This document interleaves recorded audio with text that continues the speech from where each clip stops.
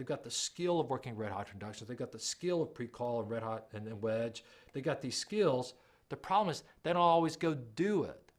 And so unless your sales meeting drives turning that stuff into action, it probably won't work. But see, here's when I look and have been to a lot of sales meetings, here's what most of them look like to me.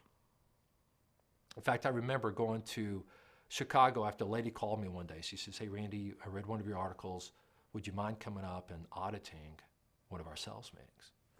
"I'm sorry, ma'am, you want me to do what?" "Yeah, would you mind come auditing one of our sales meetings?" I could, but why would you want me to do that?" She goes, "You come, you'll see." Okay. So, she agreed to pay me some money. We booked it. I went up there and I sat in the sales meetings, and it was like this. When you walk in, they had about 30 people sitting around in a big U shape. What was interesting, they only had about 10 producers.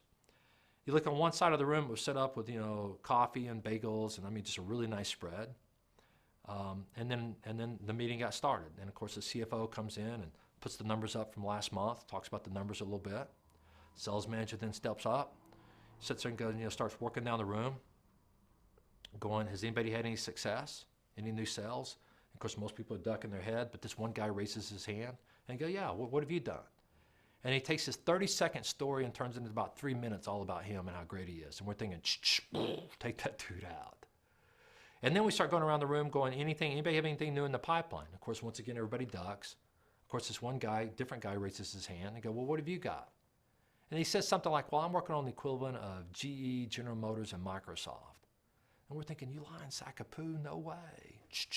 Take you out too."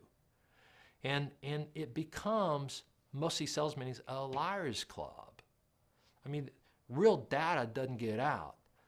Helping